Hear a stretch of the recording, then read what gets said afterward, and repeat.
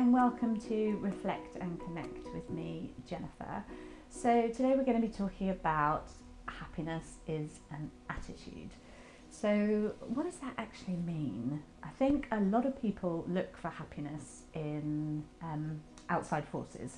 So they might look for happiness from their friends, they might look for happiness from their family, they might look for happiness within their jobs, they might look for happiness, God forbid, but in food. There's all these outside factors that people desperately search for happiness in. But actually, happiness has to come from within. Because if happiness doesn't come from within, then you're never really ultimately going to be happy. And I think a lot of us are probably experiencing that at the moment in this lockdown situation where all of these outside factors are taken away from us. And although you could have thought you were an incredibly positive person and had a great attitude to life, maybe you're finding that actually you're not perhaps as strong as you thought you were, or you're doing things that are a little bit out of character for you. You might be binge eating, you might just not want to get out of bed in the morning, you might just be having an attitude that's coming that is negative, you might be getting upset with your family. We are really being made to look at ourselves 100%. Who are we at the moment? What's important to us? What do we really care about? And all of these factors are having an effect on us and our mental well-being. So now is a really good time. We've all got space and time to reflect. We're trying out new things, within the confines of our environment. But, maybe you're trying meditation, maybe you're trying yoga, maybe you're trying, doing HIIT training, or maybe you're doing more cooking or playing with your children more, or whatever it is. This is a really fabulous opportunity that we've been given here to really find ourselves. And I wanted to take this opportunity to discuss the fact that happiness really is an attitude. You're not going to find it in the stuff that you buy. You're not going to find it necessarily where you're living. I mean, all of these factors can make you feel a bit happier, but ultimately, if you're not happy within your core, then you're going to be very easily broken down when the outside factors aren't available to you. So how are you going to get yourself happy? That's what we need to think about, because this really is about you and finding that happiness so that you can spread happiness to other people, you can be a joy in other people's lives. You need to look after yourself first and foremost. You need to be eating well and exercising, working on your mind. Maybe that's coming in the form of meditations, maybe it's just in the form of quiet time. A really good solution is to get out into nature. Nature is incredibly healing, and it's been proven in Japan with what they term as forest bathing. They're actually recommending it now as part of their sort of NHS, that people spend a certain amount of time when they're healing from illnesses. So getting out into nature is hugely beneficial, really, really good for you. And I mean, obviously at the moment, I know that's a tricky one, but maybe you have some space in the garden where you can just go out and spend some time and just reflect. Or we are allowed out once a day for exercise, so use that time to go into nature and really embrace the natural world that surrounds us. So, looking after yourself as well, what does that mean? I mean, sometimes it's difficult just to get out of bed in the morning, but you need to get up, you need to make your bed. That's really important. There's a lot of energetic connection to a tidy bedroom, tidy mind. So get up, make your bed, you will feel better. Have a shower, clear yourself of all the negative energies and things that are surrounding you, because there is a lot of negative energy out there. People are talking about lots of negative subjects. There's all the information on the news and the press, and you just need to try and clear your energy before you start the day. So have a shower, it'll make you feel better. Then you want to think about some breakfast. You want to think about something that's nutritious, something that is not going to leave you hungry, something that's going to really nourish you and, again, just make you feel better about yourself, about what you're putting into your body, and you're just going to be happier in general when you do that. So what else do you want to do? You want to, obviously we talked about doing some exercise. Maybe try and pamper yourself a little bit. So, you know, if you would normally go and maybe have your nails done or something, maybe paint them yourself, try and look after them. You could do a face pack. You know, if you're a guy, maybe you want to just take a bit more time getting yourself ready in the morning and just, you know, really looking at yourself in the mirror and appreciating yourself, maybe having a shave or doing something different with your beard, or something that will make you feel like you're loving yourself. So that's important. And then obviously we aren't restricted with our movement at the moment, but trying to do things that you enjoy doing. So if there's a favourite film that you enjoy watching, maybe take the time to do that. Think about other things as well. Maybe try and do something creative. So things you haven't had time to do before. All of these little pieces to this puzzle will make you feel so much better on a daily basis. And then let's get some appreciation there. So appreciation for what you have, because no matter what you have, maybe it's something that's not very much, or it's quite small, or you would think that it's insignificant, but it might be more than another person has somewhere else. So, you know, how are you abundant in your life? How grateful can you be for the things that you have, whether it's your friends or your family, whether you have your health? Just being grateful will draw more abundance to you. So that's something that's really important to do. So all of these factors are going to help you to get more happy on the inside. And if you're happy on the inside, it's not rocket science. You can be happier on the outside, and therefore the people that you interact with are going to benefit so much more from you, because you're a whole person who's calm, happy, connected with their own emotions, and you are going to spread that love and connection to people that you come into contact with, although not at the moment. But, you know, there's other ways to become in contact with people other than just being face to face. You know, you can call people, you can drop notes through people's doors, perhaps if it's your elderly neighbours and they might need some assistance. So another thing you do is by helping other people. So just, you know, you can get such a buzz from helping other people. Think about what you could do in your life where you could actually do something that's really positive to help another person. This life that we have been given is a gift to experience, but it's also to be of service. So how can you be of service to other people? What talents do you have that you can give to other people to make them happy in turn? Just think how different the world would be if we all acted that way. So I do a lot of the things that I've been talking about to try and make me feel happy and make me feel more calm and connected. I also do yoga, which is really lovely, just to be able to lose yourself in the movements of the yoga and really connecting with your breath. I have been learning to play the ukulele, so that's been fun, and that's obviously something you can do, you know, at home. While we're in this situation, there's loads of tabs and things online, and there's videos that people have done, YouTube. There's probably pretty much most things that you could learn and teach yourself at the moment as well.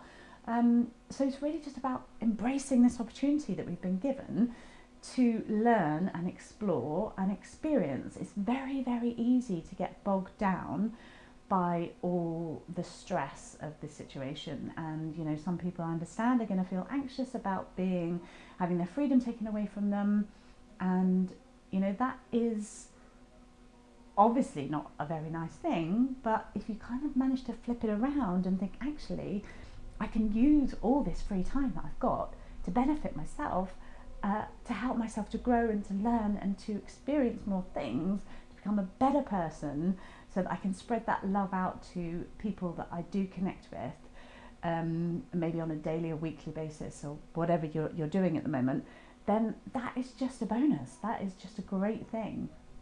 And like I said, obviously this is a really horrible time for most people, but let's just try and flip that around.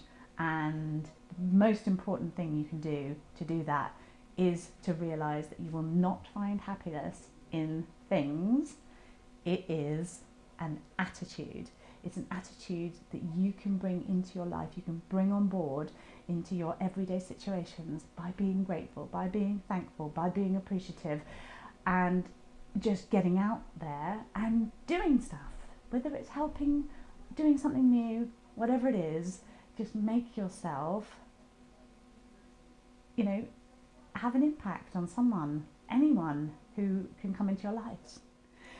So in this program, I'm going to be accepting emails from you guys, and I want to be able to answer those emails for you as a completely impartial friend, just someone that you can send a message to, and I will answer you. And if that answer resonates with you personally, then you can take the advice with you into your life and embrace it, and maybe hope that that makes a better positive change in your life.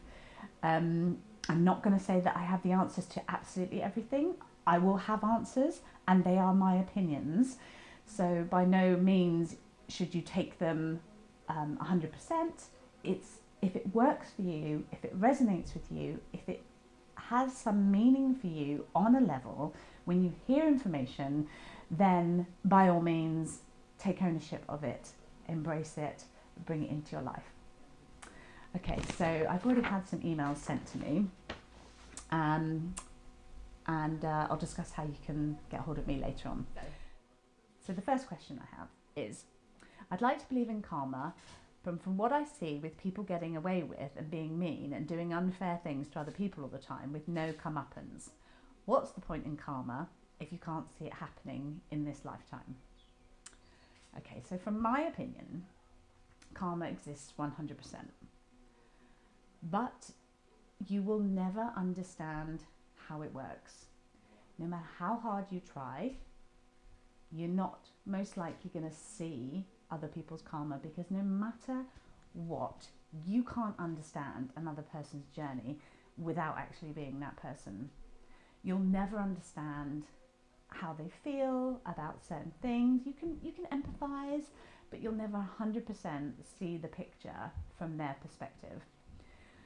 So although you might see people doing mean things, and you might think, I want to see them get punishment, I want to see them, there be some sort of comeuppance for the things that they've done, that attachment is coming from an egotistical point of view. It's like you need to see them be in pain for whatever reason. Maybe they've hurt you, maybe they've hurt someone you know, and for whatever reason, you want to see them actually have their karma come to them. But it doesn't work like that. In some cases, some people who are very spiritually enlightened, if they do something wrong, their karma will come instantaneously. But if that person has a lot of karmic debt, a huge amount of karmic debt, you're never going to see what happened to them on that day, because it could take years and years for that to filter through. But really it just comes down to the crux of the matter, is that you don't need to see someone else getting their karma if you can trust and believe that they will get it eventually, and that this world is involved in such a much bigger picture than our human brains could ever really contemplate. You just have to have faith, and you have to trust that being a good person and doing the right thing is important, and they will get their karma at some point, but it's just most likely that you're probably not going to see it. And that's okay, that's fine. All right, so I hope I answered that question for you. So the next question we have is about someone's pussycat. So they've written, my cat meows a lot. I've taken him to the vet and all is well. He walks away from our attention. The noise drives me crazy. What can I do? Okay, well, I believe that our outside world is a reflection of ourselves. So what I'm picking up here is that there is not complete harmony in your home, and your cat is a reflection of that, a reflection of you, in fact. So because you have issues, maybe of not being happy, or maybe you're unsettled, your cat is a reflection of that. So, people say, oh, like the dogs are like their owners, or their owners are like their dogs. That is an exact example of that. So I believe that your world is a reflection of you.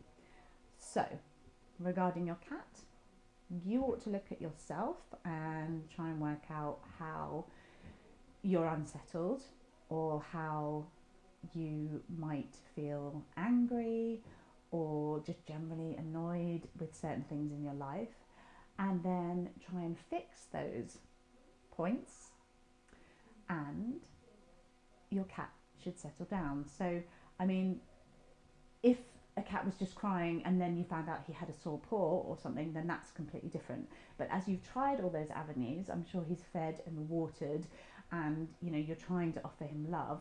As you've tried all those avenues, that's at the point where I would say you need to look at yourself and work out what it is that is missing in your life, what you're unhappy about, and then you need to really take ownership of that, and you need to forgive whatever situations it is that are upsetting you and making you angry, and you need to let them go.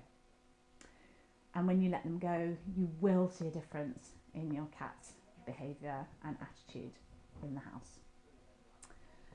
Okay, so the next question says, I'm worried my partner will leave me if I'm not able to make enough money during this corona lockdown. I'm doing the best I can, but she still expects more from me. I don't know what more I can do.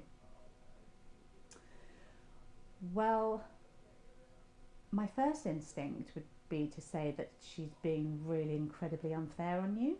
So that's my first initial instinct. But ultimately, you need to talk to her. You need to explain to her that you are doing the best you possibly can. Maybe have a conversation with her where if she felt you should be doing something else, she can discuss this with you. And, what is she doing to bring in income? Is she taking some of the responsibility? Is she being fair in this request to you that it's all your fault, and you should be bringing more money in, and she's putting it all on you. I would also say that she's clearly very anxious at this time, and perhaps you've got some money worries, and she's just reflecting her anxiety onto you. So you really need to have a talk with her and try and just fathom where this anxiety of hers is coming from, and just really try and get to the bottom of it. So, and then ultimately, I would say that if she is willing to leave you because of her concern about you not earning enough money in this current climate, ultimately I would say you are better off without her, because anyone who would A, put that pressure on someone, B, follow it through with making you feel that they're going to leave you as a result of something that's completely out of your hands, I think they are totally out of order, and quite frankly they don't deserve you, because clearly you are a sensitive person. Just the fact that you've written to me asking for advice on this matter shows that you care. So yeah, ultimately I just think they honestly don't deserve you. So I would have a chat with them, find out what on earth's going on, but just ultimately know that you are worth much more than that. No one should make you feel like, hold you to ransom over the fact that you're not able to do something and they're going to leave you. That's just not cool, in my opinion. So I'd definitely go and have a chat with her and just try and make her understand where you're coming from, and but also get clear on what exactly she is thinking. If she's thinking that ultimately, then you need to make some decisions about your relationship, because that is not okay. All right. So take care of you, because you definitely are the most important one in this situation. Okay, so the next question says, I have sexual dreams about my ex-husband, who I despise, fairly frequently. What on earth could this mean? Okay, so I would need to know a little bit more about the situation, about why you guys broke up in the first place. But I would say that you had unfinished business. Like maybe you broke up and you perhaps weren't 100% ready to break up with them. Even maybe they had done something, or you had done something, which ultimately meant that the relationship couldn't carry on. Sometimes we still have those connections with our partners and things aren't finished, and therefore your mind is trying to process those emotions. It's trying to get those emotions out of you. So ultimately, with emotions that are trapped in our body, we have to find ways to get them out. If we're not crying, or we're not talking about it, and we're not dealing with the emotions, they can fester inside our bodies and they can make us sick.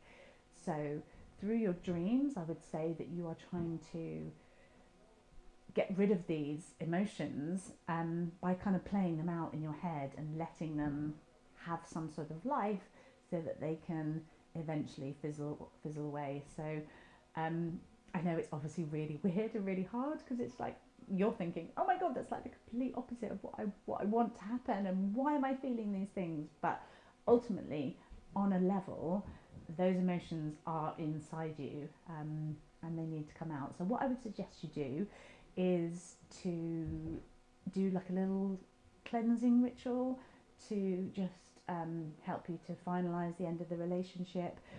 Maybe get any artifacts you've got left over from the relationship, or any letters or anything like that. Or maybe you could write a letter to your ex as well. And really, you need to, no matter what happened in the relationship, you need to forgive them. Because I believe, on a spiritual level, you guys as souls made a soul connection and a soul pact before you came down to this earth, that you would have a relationship together, and you would help each other to experience certain things, which you have done so. But for whatever reasons, that's not been 100% completed. And if you can write a letter to them and just say, how you feel about them, and that you completely and utterly forgive them. And really, you have to feel this, otherwise you're going to be hanging on to the anger and all the resentment and the way the relationship broke up and all the emotion that's attached to that. So just have a little like cleansing ritual.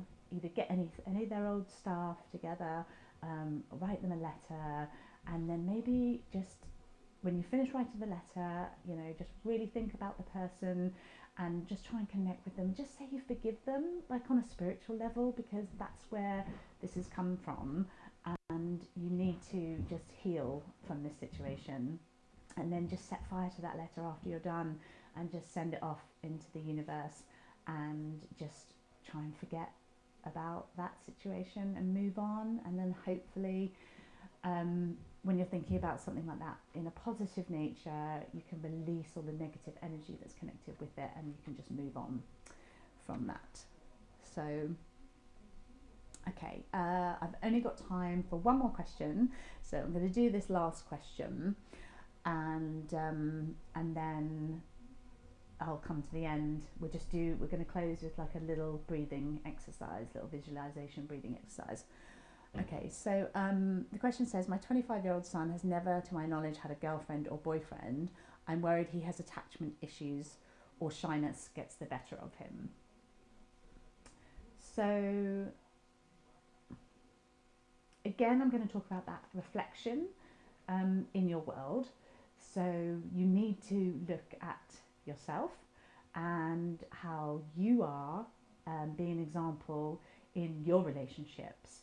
Because children, whether they're young or old, if they're living with you particularly as well, are going to feed off your emotions, and they're going to be doing things that you do in your life. So you need to look at how you are in your relationships. Are you trusting? Have you been a good role model for relationships with your children? And if you haven't, it doesn't matter. Now is the time that's important. So, talk about relationships in a positive way.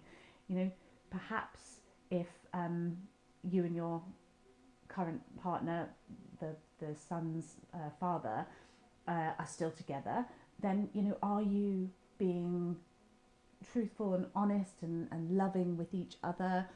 Do you connect with each other? Are you showing your child that is the best way of having a relationship? So, you need to look at that situation and work out what it is that you're doing to help your son and show him that, relationships are a good thing, nothing to be worried about. So it could also be that he is shy.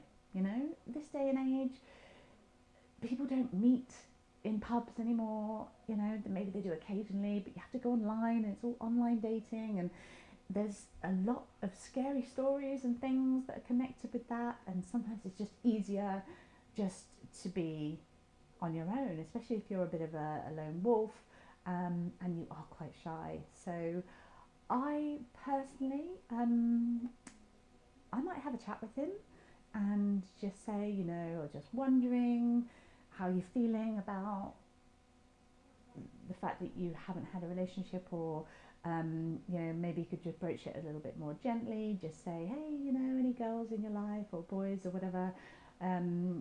Talk to him. Try and find out what's going on in his mind. How does he feel about that? And then from that can spring other conversations about how he might start to look for a partner, if that's what he wants. I mean, you might find out that actually he's not interested. It might be that he's not ready or he doesn't want to, but definitely open up the doors of that communication with him so that you can start to understand where he's coming from and, what's going on in his life. So,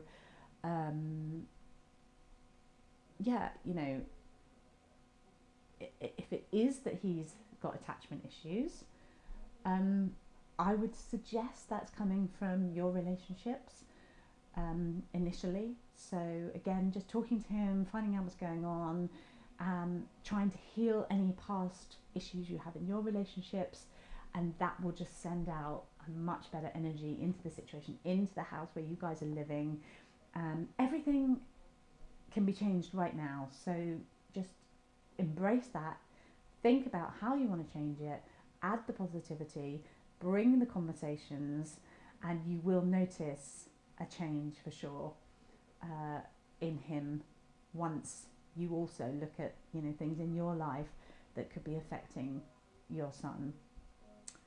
Okay, so guys, that's it for today. Thank you so much for listening and for bringing me your questions. They were really interesting. So hopefully you have learned something today about how to bring happiness into your life and how to make it more of an attitude than something that is based around monetary or financial gain.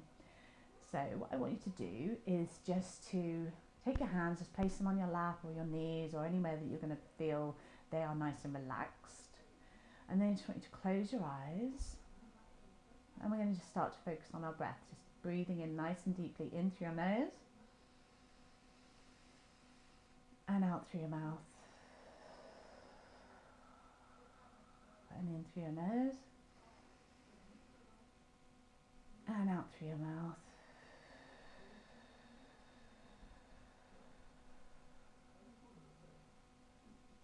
In through your nose and out through your mouth. Okay, keep taking some really nice deep breaths. And now I want you to imagine yourself on a really beautiful beach. It's really quiet. And the sun is just coming up on the horizon. And you feel completely calm and at peace.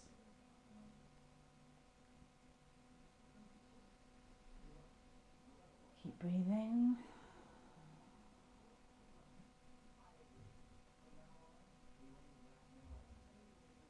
You can see a beautiful flock of birds flying across the sky in the distance. And you just feel completely calm and relaxed.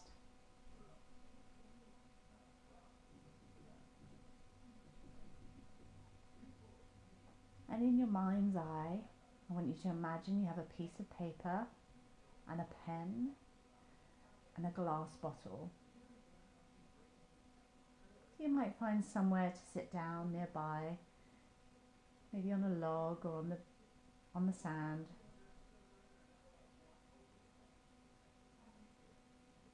And then I want you to write down 3 things that bother you.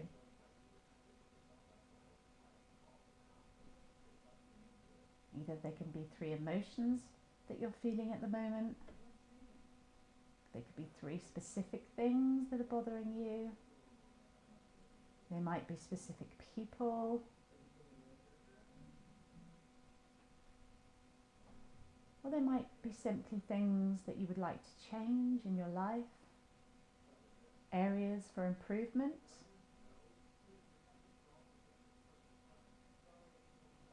Just write down a couple of words and points that have meaning and connection for you.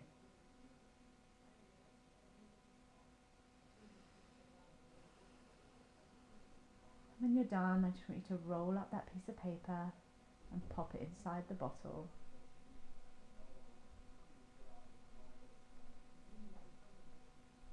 And there's a little cork that you can place in the top of the bottle to keep your letter safe. And when you're done, I just want you to walk over to the edge of the ocean, and then you're going to throw that bottle into the ocean of possibilities.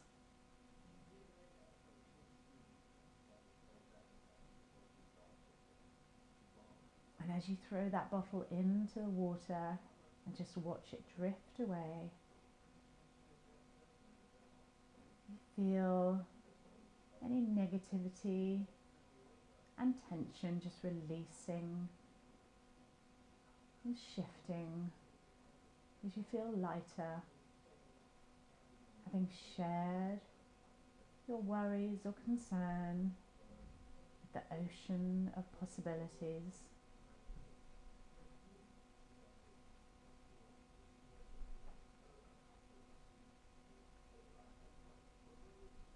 And as you let those things go, they can't worry you now. They're not going to affect you anymore because there's nothing you can do when you worry about things. Worry is pointless. You need to let things go, and that will bring about energetic shifts in your life. Just release them and let them drift away. Let's take another nice deep breath in together, in through the nose. And out through your mouth.